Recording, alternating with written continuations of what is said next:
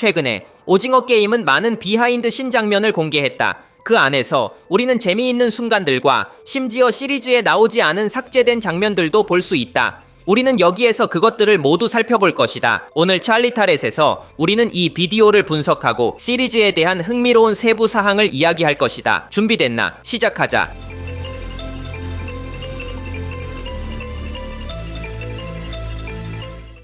비하인드 씬 영상을 보면 많은 장면이 다르게 진행될 예정이었다는 것을 알 수 있다. 예를 들어 화장실 싸움 장면. 넷플릭스 에피소드에서 모든 것은 유튜버 플레이어가 타노스를 때리려 하지만 타노스가 그 공격을 피하고 방역하면서 시작된다. 그러나 비하인드 씬 영상을 보면 중요한 차이점을 발견할 수 있다. 원래 아이디어는 유튜버가 실제로 타격을 가하는 것이었다. 타노스의 반응을 보면 알 수 있다. 여기서 그는 피하는 것이 아니라 실제로 맞았다. 또한 타노스의 친구를 보라. 그는 웃고 있다가 유튜버가 그의 보스를 때리자 겁을 먹었다. 이것은 최종 장면에서 완전히 변경되었다. 시리즈에서는 유튜버가 공격을 빗나갔고 타노스는 상황을 전혀 놓치지 않았다. 같은 화장실 장면에서 타노스가 유튜버를 바닥에 던지는 순간이 있다. 여기서 흥미로운 점을 발견할 수 있다. 두 배우 모두 스턴트 대역을 사용하지 않기 때문에 배우 최승현은 파트너가 다치지 않도록 최선을 다했다.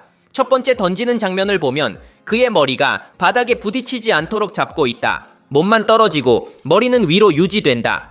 여기서 다시 촬영했으며 두 번째 던질 때 배우는 유튜버의 머리 아래 손을 놓았다. 이렇게 하면 그의 머리가 바닥에 닿더라도 손으로 완충된다. 타노스는 파트너를 보호하기 위해 최선을 다했다.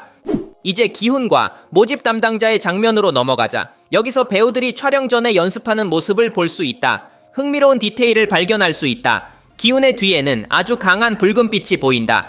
이 빛은 매우 중요한데 최종 장면에서 모집 담당자의 얼굴을 비추는 역할을 하기 때문이다. 기억하자. 모집 담당자가 동시에 두 가지 표정을 짓는 아주 멋진 장면이 있다. 악한 쪽에서는 그의 얼굴이 붉은 빛으로 비춰진다. 이것은 전부 이 조명 덕분이다. 또한 감독이 얼마나 장면에 몰입하는지 볼 수 있다. 여기서 그는 배우 공유에게 과장되게 이를 드러내라고 지시하고 있다. 그래서 에피소드의 장면에서 우리는 모집 담당자가 총소리가 날 때 아주 강한 표정을 짓는 것을 보게 된다. 비하인드 씬 영상에는 프런트맨이 타노스를 때리는 전설적인 순간도 포함되어 있다. 또한 리더가 플레이어 124를 발로 차는 장면도 볼 수 있다. 여기서 흥미로운 점이 있다. 배우 이병헌이 그의 파트너에게 발차기를 피하는 방법을 지시하는 모습을 볼 수 있다. 그러나 그는 완전히 피하지 못한 것 같다. 나중에 배우는 발목을 드러낸 채 서 있는 모습이 보인다. 심지어 그는 발목을 문지르고 있다. 그는 일부 발차기를 맞았거나 계속 피하다가 다리가 지쳤을 수도 있다. 어느 쪽이든 이것이 그에게 영향을 미쳤다는 것은 분명하다.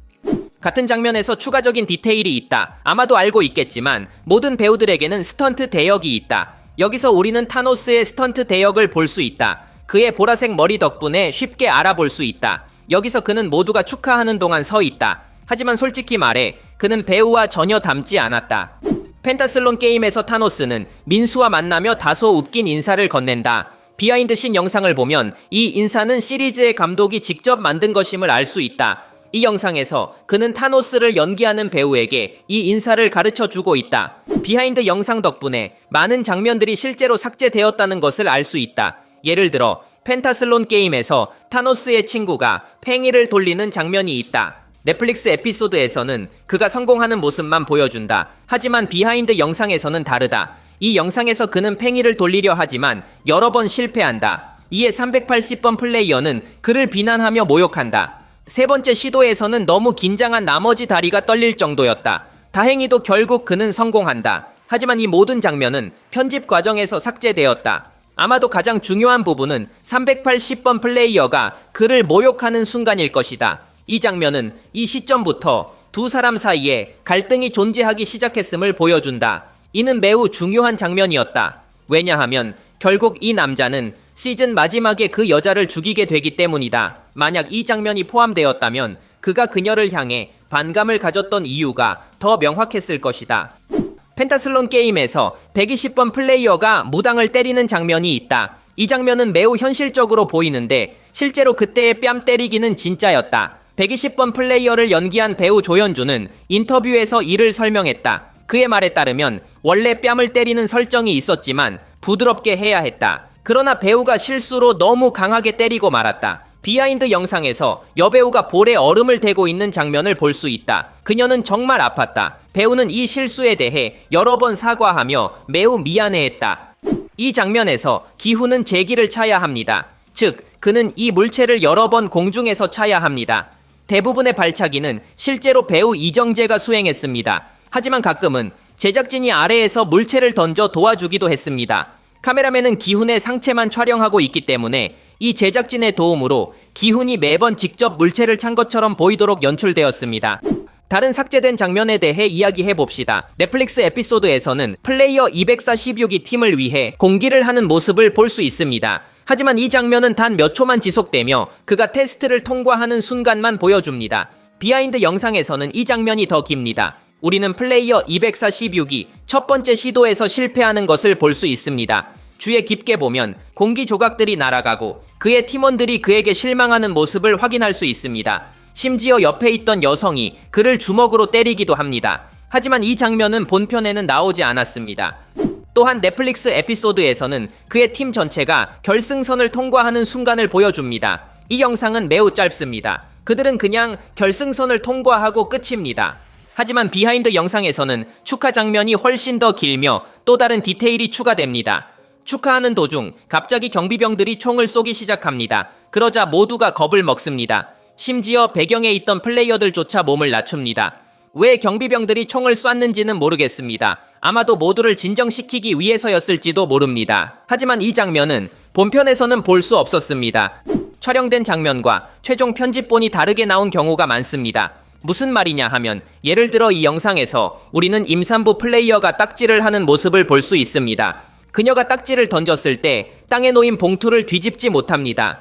이상한 점은 실패했음에도 불구하고 분홍색 경비병이 그녀의 시도를 승인했다는 것입니다. 즉, 그녀가 테스트를 통과한 것처럼 연출한 것입니다. 이것을 보면 최종 영상에서 실제로 봉투를 뒤집지 못했지만 편집을 통해 장면을 수정하여 재촬영을 피했을 가능성이 큽니다. 같은 일이 정배의 돌 던지기 장면에서도 일어납니다. 본편에서는 그가 첫 번째 시도에서 돌을 쓰러뜨리는 모습만 보여줍니다. 하지만 비하인드 영상에서는 그의 던지기가 사실 실패했다는 것을 확인할 수 있습니다. 그럼에도 불구하고 경비병은 그의 시도를 승인했습니다. 우리는 심지어 배우들이 축하하며 떠나는 모습을 볼 수도 있습니다. 분명히 편집에서 이 장면을 조정하여 그가 실패했다는 것이 티 나지 않도록 한 것입니다. 마지막으로 기훈의 반란 장면을 살펴봅시다. 여러 순간에서 배경에 푸른 벽이 있는 것을 볼 수 있습니다. 이전 영상에서 이미 설명했듯이 이러한 푸른 벽은 편집에서 배경을 추가하기 위해 사용됩니다. 이렇게 하면 이 장면이 여러 층으로 이루어진 높은 장소에서 벌어지는 것처럼 보이게 됩니다. 여기 흥미로운 디테일이 있습니다. 이 장면에서 플레이어 120과 플레이어 246이 함께 숨습니다. 벽을 자세히 보면 누군가가 가루가 든 탄환을 쏘고 있는 것을 알 수 있습니다.